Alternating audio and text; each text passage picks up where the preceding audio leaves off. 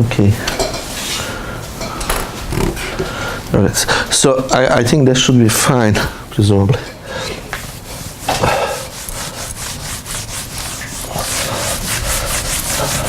Okay. So there will be a slight change. Lecture 3 was supposed to give you basics on optimal control and model predictive control. But because yesterday we were kind of slightly delayed, I want to go through controllability and reachability under uncertainty and invariance and stability under uncertainty. So these two lectures very much are going to resemble lecture 1 and lecture 2. The only difference now is what happens actually when you have uncertainty. So we'll be asking all the same questions we asked previously, but with the addition that we have uncertainty in the system. Okay. So the first thing is your dynamics will have dependence on x, which is state, on control u, and disturbance w. You will have constraints as before. Disturbance will be typically bounded. There is no stochastic information on the w. It's merely bounded uncertainty. And you will have a target set. Now, because we have essentially set of possible disturbances, what does that mean? What does it mean when we are given an x and choose a u? Can we generate a single point, or are we generating a set of possible points? Essentially, because for any fixed x and u, disturbance can take different values in the set w, that means we are generating a number of possible points. So the system evolves from a point to a set. And because of that, condition to be in a target set cannot be simply written as f of x, u, w in xf. It has to be written in terms of the inclusion. And this property is a strong property. It means no matter what disturbance happens, you end up in a target set xf. So therefore, that's what we call strong preimage of xf under f. So you'll be looking for all pairs in x and u. What changes now is your condition. So the previous condition was f of xu inside of xf. Now, because there is a presence of the uncertainty, you have to make sure that the whole set, in the deterministic case, you would figure out an x for which there exists a u such that in this case, however, when you have an xf,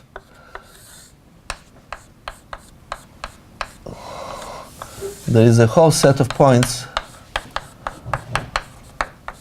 So it's meaningless to require that a single point belongs to a set. So you have to require that all possible realizations of the dynamics, depending on the uncertainty, belong to a target set xf. Okay. Once you have this, very much the same. You restrict this preimage to y. That means you're intersecting it with y. This is the object. And what's then now? Okay. So there is one thing that actually I have here just started using minimax without actually saying why. We have two entities here, u and w, or two parameters, u and w. What we have to say, even though this is a discrete time system, we have to say what entity realizes first. In other words, when I choose a control u, what is that I know? Do I know only x, or do I know also x and w? Obviously, if I know x, disturbance will act after me, so to speak. That means actually I have to utilize functions u of x. If, however, I know x and w, I can utilize functions of x and w. In that case, this means that actually disturbance discloses its action before me. So I have advantage of my opponent's action, so to speak, in terms of the game theory. The setting we are looking at is a strong, so it's a minimax setting. It means the control, when selected at the state x, works for all possible disturbances. It's only state functions. Okay. So if you look at the previous definition, only thing that changes now, you have this notation, the condition for the target set has changed. Apart from that, it is this strong preimage that you generate and you take a projection. Now, then you can say actually, what would be the relevant question? Now the question is, if I'm given a target set, I'm interested in the set of initial conditions from which I can find a control function u of x such that no matter what disturbance happens, no matter what uncertainty realizes, my possible state trajectories lie in the target set xf. And clearly I can solve this problem, which we'll call minimax controllability to a given target set problem, if and only if one-step minimax controllable set is non-empty, and my initial condition is inside of that set C of x. So the whole philosophy of thinking does not change. What changes, however, is the definition of the corresponding operator. So controllable set, its definition has changed. The arguments do not change. Again, the same properties for the continuity and compactness. Typically, in the applications we'll look at, we'll have essentially Y to be compact. So typically, we'll be dealing with the compact preimages, strong preimages. You'll see.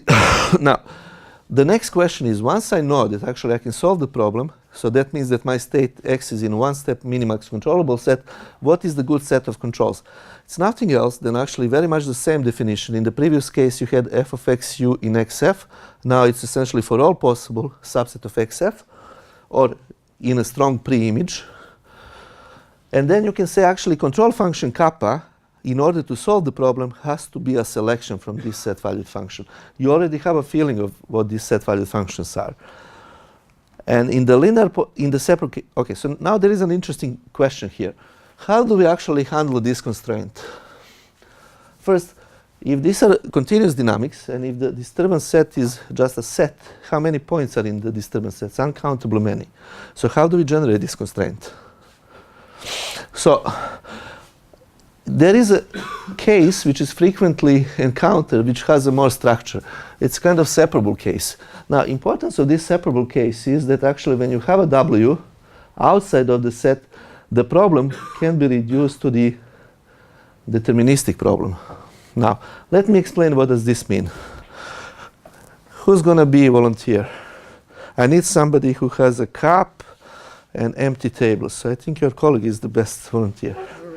Okay, we'll do an experiment. I want you to move a cup in such a way around the table so that it only touches the boundary of the table, and you maximize the area which you surround. Just on the edge, right? You can't cross. You cross the boundary, so the cup cannot go over the boundary. Okay. Now, if you had a pen which would have written what you've done, you would have get a set. This set inside is such a set that whatever disturbance is acted upon will not take you from the original set. Let's try to sketch this. So, if your task was to go to a rectangle, okay, say this object, and say your disturbance was this ball. Now, all of these have origin inside. It's just shifted, translated as a plot. And what your colleague has done, effectively, he has moved this projected ball around, okay? Now, this inner object, and of course, your colleague is a smart guy, so he has maximized the area. He didn't say, okay, I can put my cup in the middle and save. So he gathered as much space as he could. So if this outer object is a target set XF, what your colleague has generated is effective target set XF bar. This set XF bar has such a property that when you add a disturbance set to itself, you're actually subsetting XF. And this object is a maximal set with such property. This operation here, with this fancy notation minus O, thanks very much, O minus, is something which is called in computational geometry with different names. For the reasons of control community, it's called Pontryagin difference. In the glory of the Lav Pontryagin, the guy who has introduced the maximum principle. However, it's known in convex geometry, it's called Minkowski subtraction of sets. All what it says, it gives you the set of points such that whenever I add points from another set, I never leave the original set. And this operation can be realized effectively.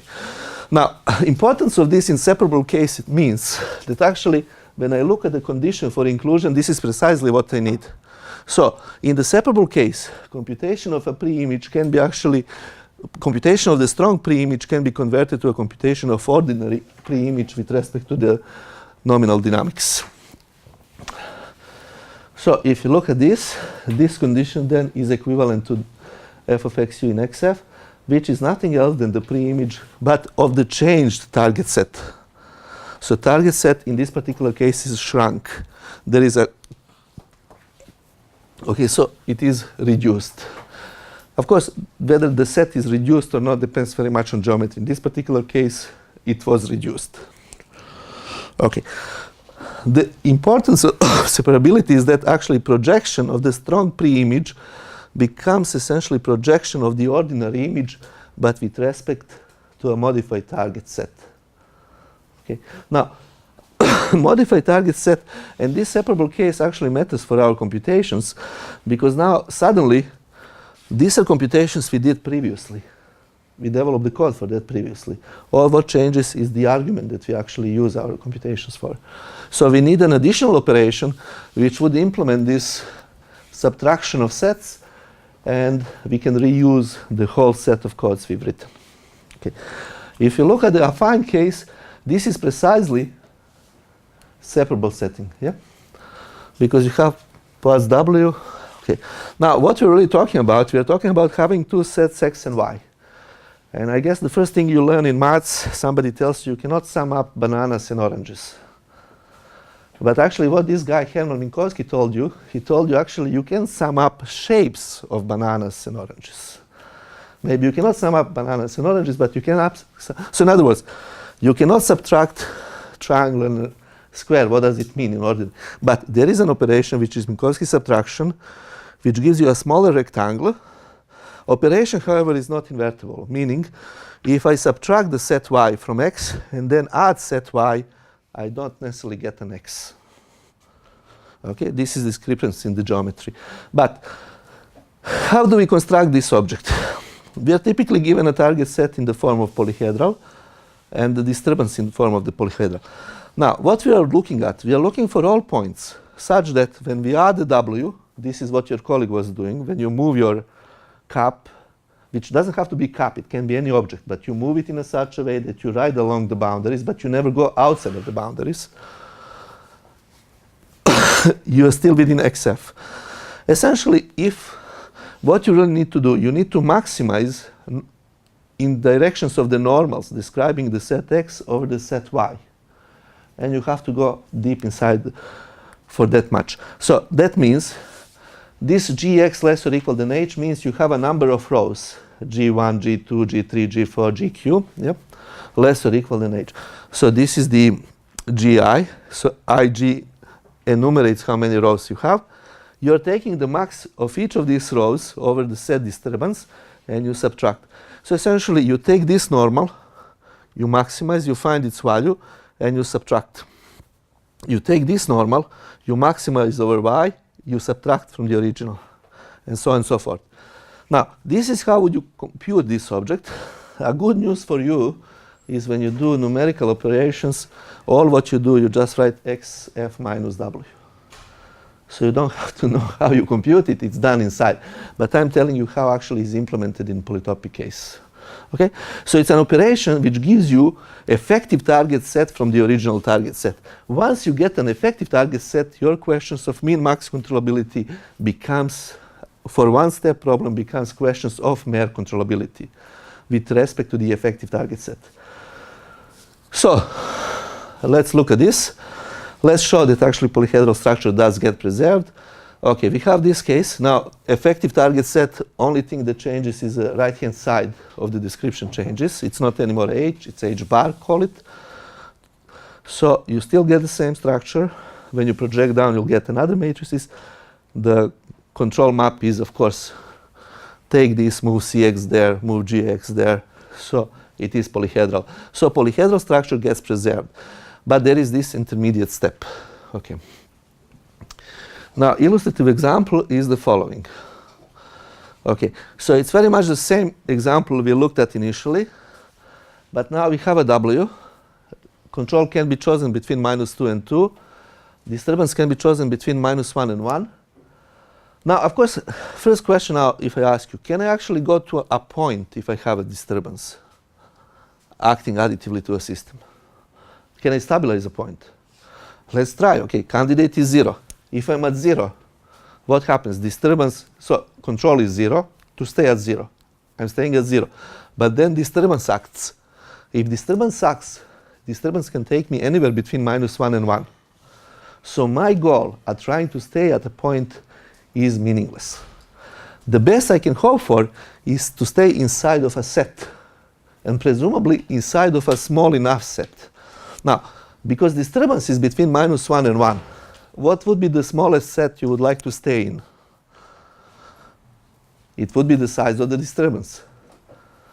That's the smallest, that's the effect of the uncertainty. So if you are between -1 and 1, you can choose a control at 1, -1, which goes to 0, or at -1, 1, which goes to 0, and when disturbance comes back, takes you between -1 and 1.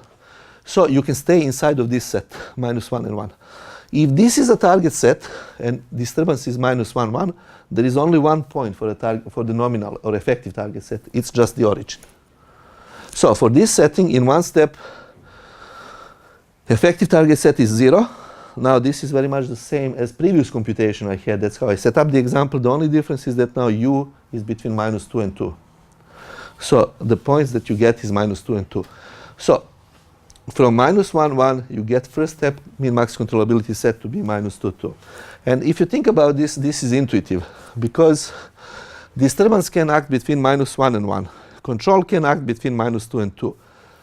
So essentially, if I take away -1, 1 interval from -2, 2 to cope with the disturbances, I am left with -1, 1 to control nominal system. And because I have -1, 1 for the nominal system, I can push it between -2 and 2. Obviously, I changed the slide in the meantime as I spoke. So, okay, this is where I was lucky enough I had the same description. So, we don't need to deal with a strong pre-image. We look at the pre-image, and this should have been XF bar, this should have been XF bar. Okay, okay, so that's 0. This is the same description, so it's between -2 and 2. And for this particular case, what we really see that for any x, we have to be on this line, which means essentially only feedback which works, u equals -x. Okay. Now the question of do we change anything if we want to do n-step problem? Well, actually, what really changes now is the condition on the dynamics. So we can't talk anymore about single trajectories, but we can talk about all possible trajectories. So now we have to actually figure out sequence of control actions or control laws such that all possible solutions arising due to the different disturbance sequences actually satisfy constraints and land up in a target set. The argument for propagating controllability set is exactly the same, because we are still dealing with the closed loop control functions. So therefore it is the same inclusion, the same names apart from the min-max. Okay? And the same conclusion that actually we can solve the n-step min-max controllability problem if and only if the n-step min-max controllable set is non-empty and initial condition belongs to it. Control laws are characterized in very much the same way through one-step control maps with the effective. Now, I have to be careful with use of effective target set. In this case, just dynamic target, but often we'll deal with separable case and we'll have effective dynamic target. Okay. So this remains the same in polyhedral case. Okay. First thing you show that when you have xk minus 1, it's polyhedral. Target set is polyhedral when it's non-empty. Pre-image is polyhedral, so therefore you retain polyhedral structure. So k-step min-max controllable sets in linear polyhedral case are polyhedral, which means essentially functions you have, you will be able to reuse with relatively minor change of the code, which we'll hopefully do today in less than half an hour once we clear up controllability. It's just one intermediate step in the computations. And let us look now at this very much the same example. So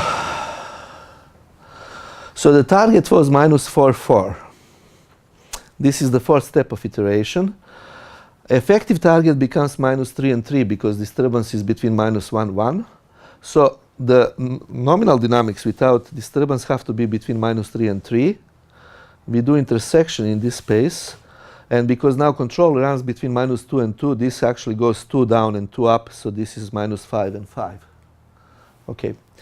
So the one-step controllable set in this case is minus 5, 5. Of course, these are just samples of your control value. It is the same one-step control map. Nothing changes. It's just how you actually generate the inequalities. And we will see how that is. Now, what does change, however, is these outer or darker blocks are essentially the controllability, min-max controllability set. The dotted or the dashed sets, okay, illustration of the sets are effective targets. Now, what does this mean? This means when, say for example, I am in X5. When I'm in X5 to transition to the X4, I don't take X4 as a target. I'm taking X4 minus W, which is X4 bar, as a target. So in other words, trajectories from this set have to be pushed inside here. And then when disturbance acts, it will not take me outside of the X4.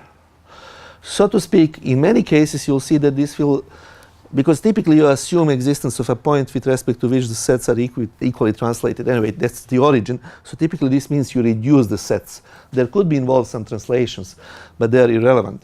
The point is, you're kind of pushing trajectories deep inside of the set. When disturbance kicks you, it doesn't take you outside. Now, this is very much what you're really doing. You're saying, okay, I'll take an X from here. I'll go with the nominal part of the dynamics here. And then actually, no matter what disturbance comes, well, disturbance in this case is this box, yeah? So this is fine. We could have had an X which actually hits this boundary, X prime. This would be f of X prime U prime. And then by property, you know whatever disturbance happens, you don't leave the target set XF. So your effective target set is changed compared to the ordinary controllability. This is to account for the effect of the uncertainty. Okay.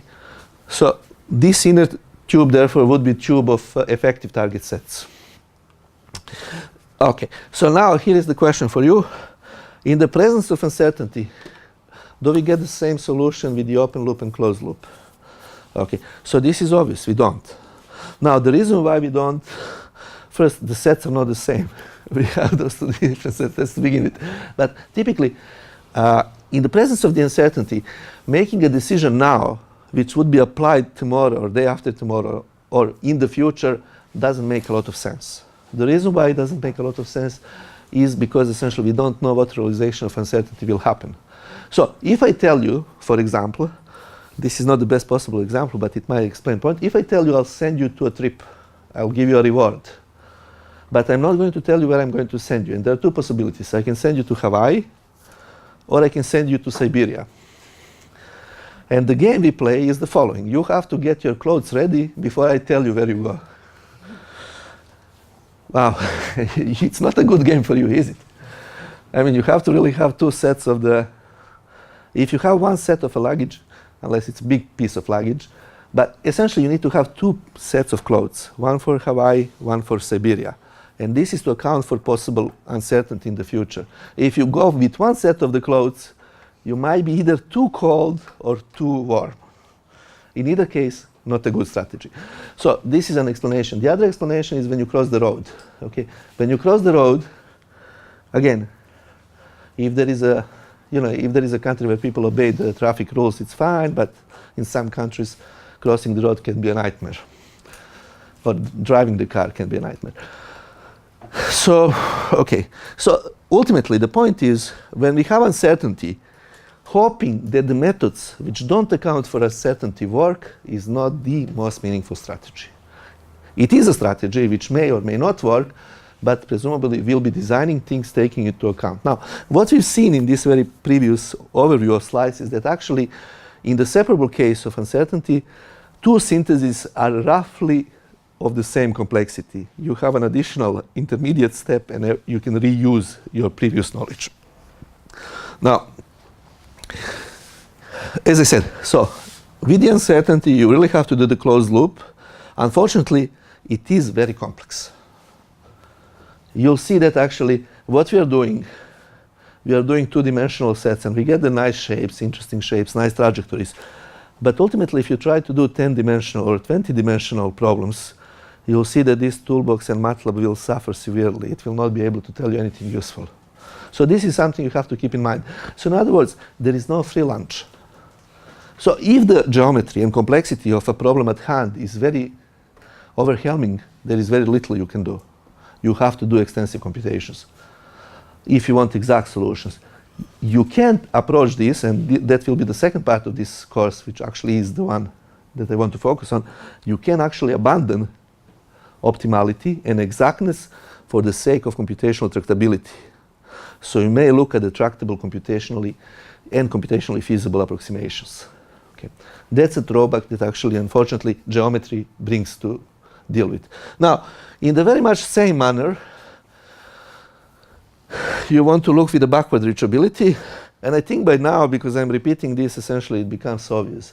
You write the same definitions, you don't use a U, you have a W, it's a strong pre-image, and this is only, there is no projection step, it's just changing this. When dynamics are separable, you just get an effective target, and you can actually establish that the strong pre-image of x restricted to x of xf is essentially pre-image restricted to x of xf under nominal part of the dynamics. And this is a very useful property when we do computations, especially because in linear case this property holds. Which essentially means everything that you code up today, you can reuse tomorrow to add uncertainty and to handle uncertainty. Okay. With, of course, this additional step in which actually from a target set, you obtain the effective target set. And as I said, this is one line in this toolbox. Okay, so not surprisingly, if you have a polyhedral structure, it gets retained. Okay, you need to work out effective target set. We know that effective target set, it means essentially you maximize in directions of G, you change the right-hand side of XF. But as I said, this is something you just get by saying XF minus W in the toolbox. You obtain this description. It's a polyhedral. Polyhedral structure gets preserved, so it makes sense to use this MPT and polyhedral structures. The questions of n-step backward reachability, again, the same. You have to look for all trajectories. It is the same chain of conclusions. And you can run the same iteration, which means you can iterate the same function you generate n times. And you can say that the system would be safe for n steps, or you can solve n-step backward reachability to a given target set if this set is non-empty after n iterations and if initial condition inside of the set. Now, effectively, what this iteration does is the following.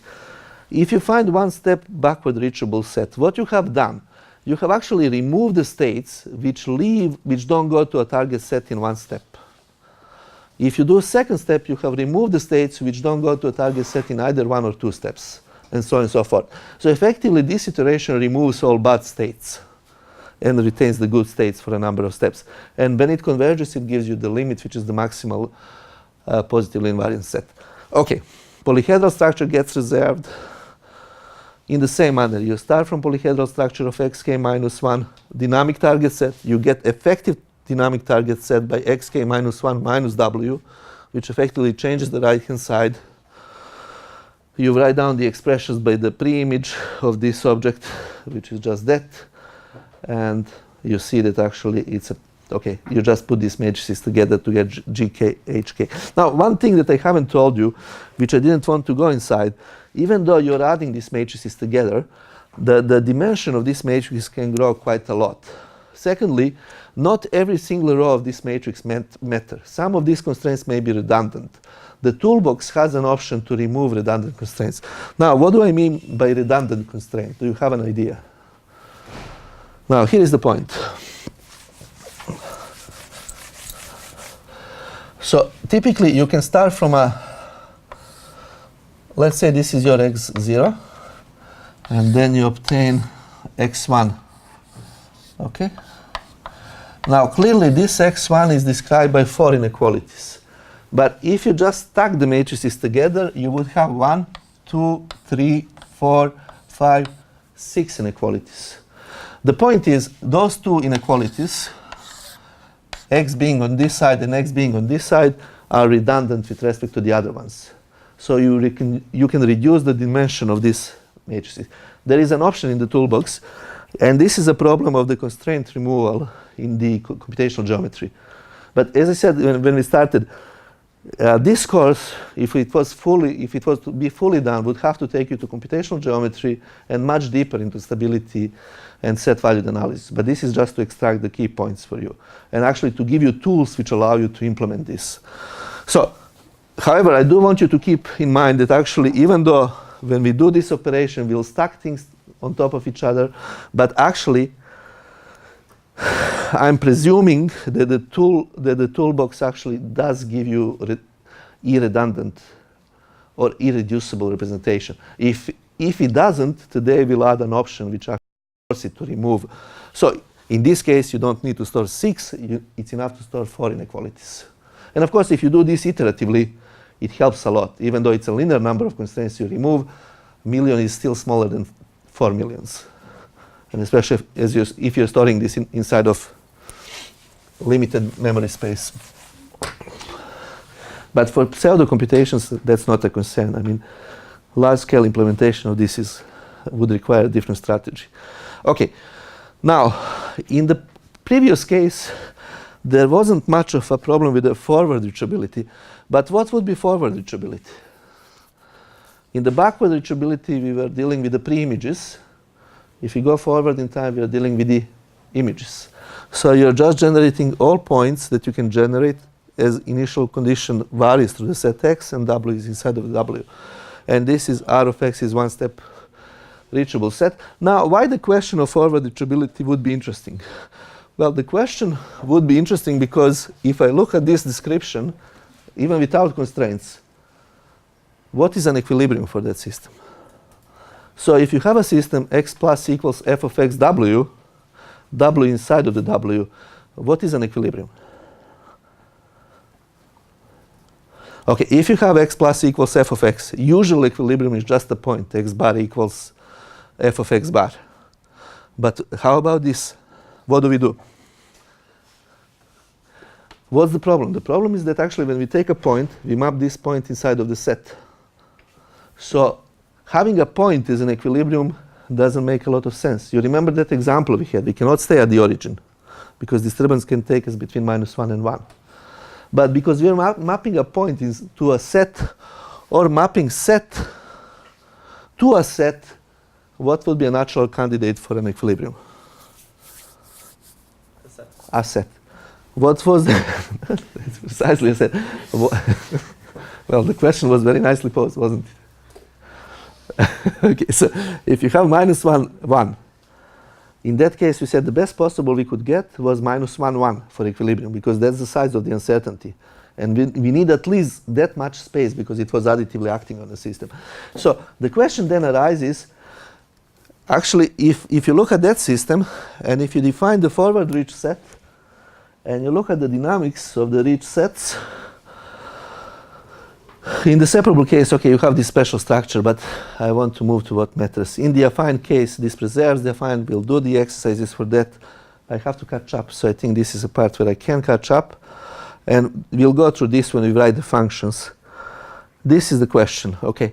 So if you ask forward reachability questions, we want all states which are consistent with the dynamics and which start from the initial condition X naught, which belongs to the set X. Now, we get multiple states because disturbance can have different realizations, and they could be all dynamically consistent. Now, if you look about, we know that this actually maps a point to a set, or it also maps a set to a set. So therefore, you can look at the dynamic of forward reachable sets. This is nothing else than the trajectory. It's standard dynamics. It just essentially iterates on the sets. Now, if I'm lucky enough to have access to the internet, which I do, and if I'm lucky enough to actually pull one illustration,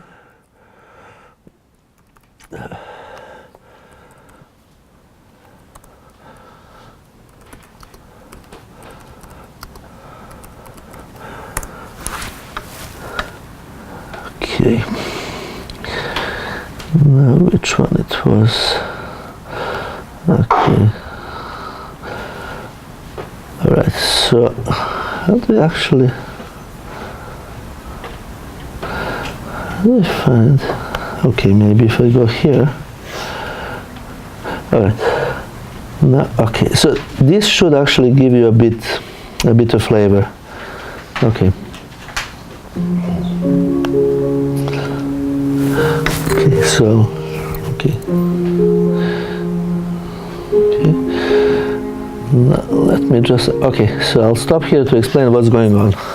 Okay, so these are just the linear dynamics which are perturbed by the disturbance and which are subject to constraints.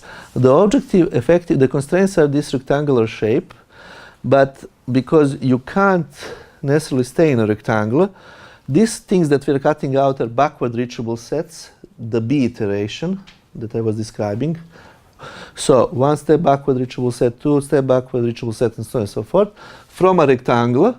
And there are also backward reachable sets from the inside, from some other target set, to illustrate different effect of the dynamics. In this particular case, these dynamics are stable, and they converge to a shape which represents the maximal robust positively invariant set. Now, you'll see that this shape, even though you started with the 4 hyperplanes, it gets extremely complex. It's almost ellipsoidal. And I think this is, okay, so this is very likely where I want to stop it. So you wanted to keep state of the system inside of this rectangle. You do all these calculations, and your answer is that actually only states which belong to this rather rich shaped set, which is semi-ellipsoidal, are such that no matter what disturbance is realized, you'll never leave the rectangle. In fact, because this is a limit of the dynamics which are continuous, you'll not only never leave rectangle, but you'll never leave this shape. So all dynamics will remain inside of this. Now, to do that, we'll do forward reachable sets, which means we are computing all possible trajectories. And because the system, this system of set dynamics is stable, it's going to converge to a minimal, the questions that I was asking, to a minimal robust positively invariant set, which will play a role of an equilibrium. Okay, so if you look forward in time, I apologize for the choice of music, but I had an Italian student, so obviously it was Italian music. So now essentially what happens is you go forward in time, this set starts shrinking, because this set is robust positively invariant, which means trajectories never leave from it.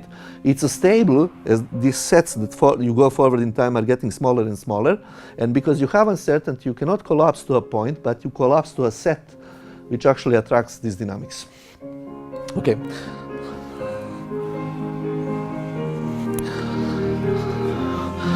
So you can see that actually from the outside you have removed everything which is bad, and once you have determined everything which is good, is it too loud? He was just a visiting student. That's why I didn't want him to be a regular student. Okay.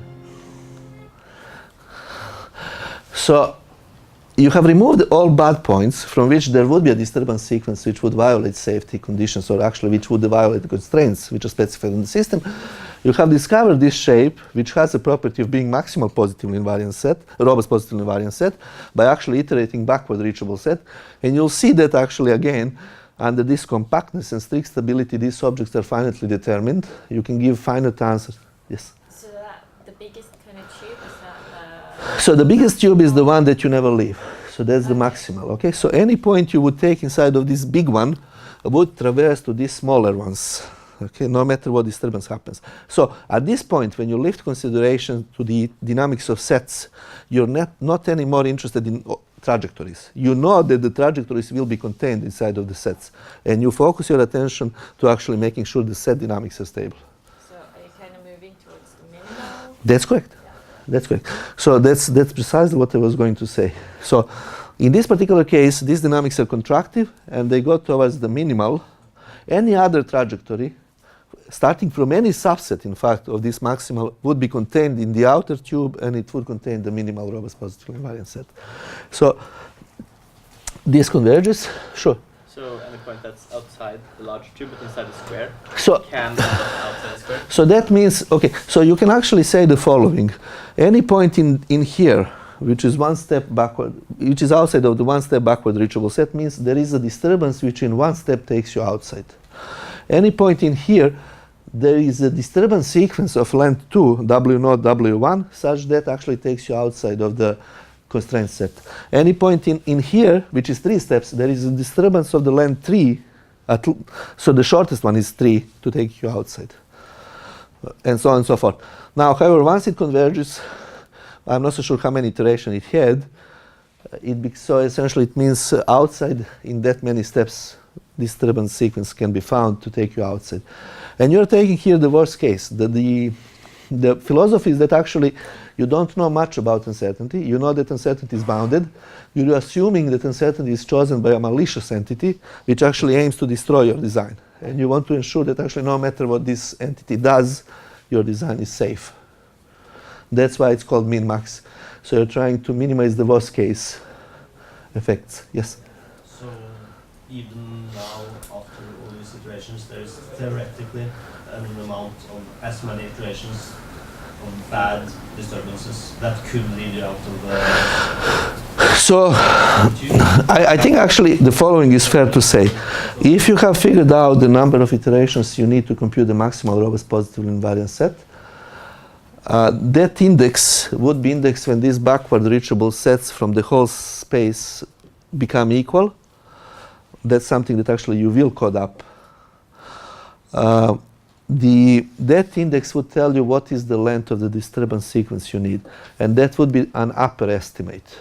Reason being that actually outside of the state you don't need anything, you're outside of the constraint, so zero length disturbance. As I said, here it's 1, here is 2, here is 3, and so forth and so forth. So you can use these backward reachable sets to say what is the length of the disturbance which is needed to take system outside of the constraint. If that was the question.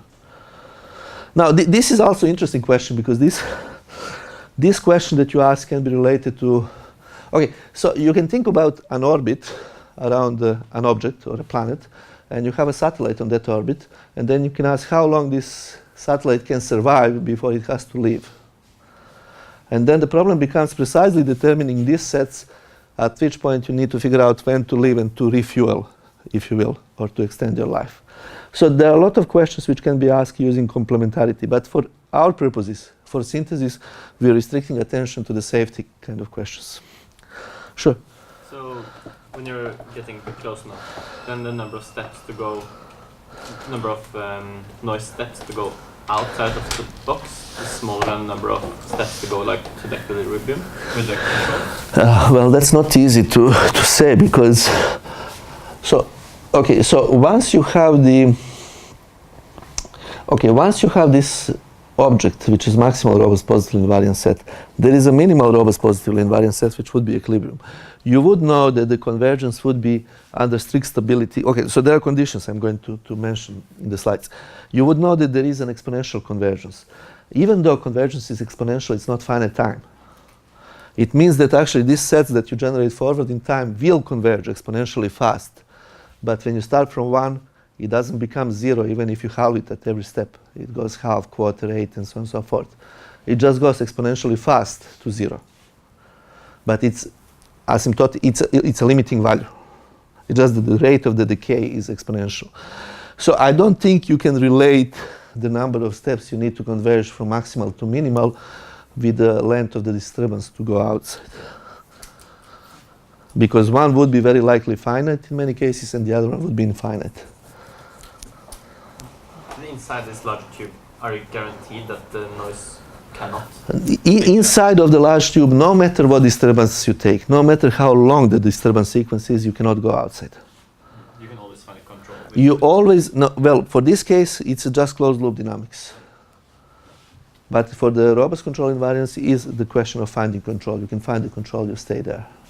Okay, so let me actually, sure. If you start in the square, Uh-huh. can you be lucky and not be You lucky? can, Yeah. you can. Look, I mean, But the worst case is look, you can take a walk, meet a president of your country, and get the best stipend in the world. But on the other hand, you can go and meet somebody else who is a malicious person.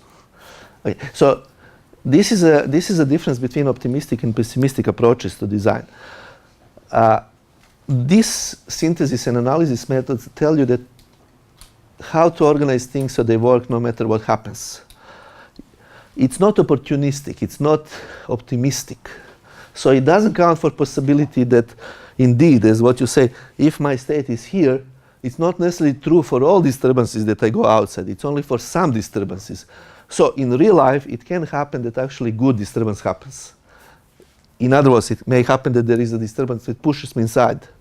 But you know, it may or it may not this is not question for all. So if you It is start for a some. chemical reactor, you want to make sure your initial conditions. Exactly. Precisely. Okay, so let me just close this one. So I think it has been already there. There will be a few more iterations later of this. But this is so the questions are, your backward reachable thing,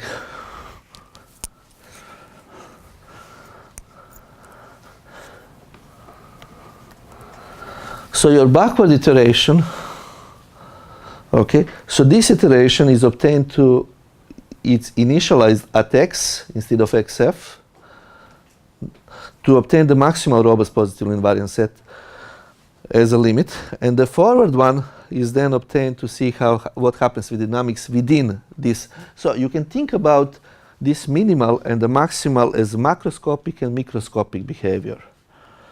So the maximal gives you the bound where the system will never live, while the minimal gives you where the things will converge. Of course, geometry and the shape of these objects will depend on the very much on the geometry of the constraints and the dynamical properties of the system.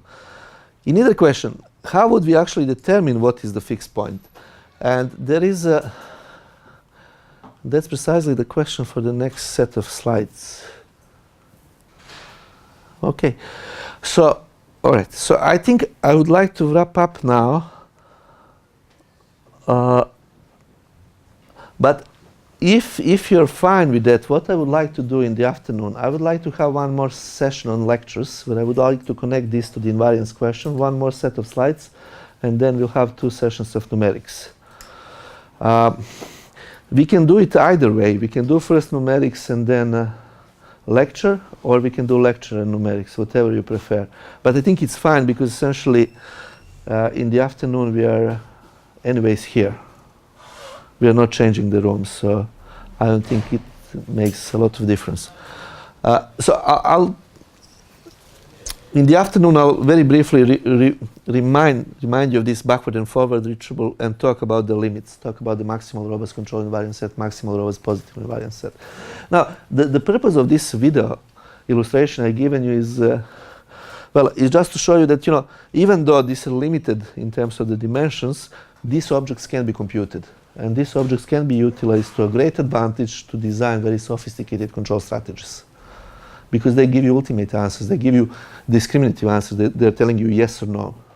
Very few methods can say that in terms of if and only if. So essentially the property is you can guarantee that safety if and only if this set is non-empty and initial condition inside of this set. If you come up with any other strategy, these are not if and only if. They're mostly just sufficient conditions, and very often very bad sufficient conditions. Meaning you cannot measure how far are you from necessary conditions. In either case, I think we are calling it after the morning, and we'll continue in the afternoon, 1:15. So if you survive one more lecture, it's getting more and more interesting. Less and less dense in that sense. Okay. Thank you.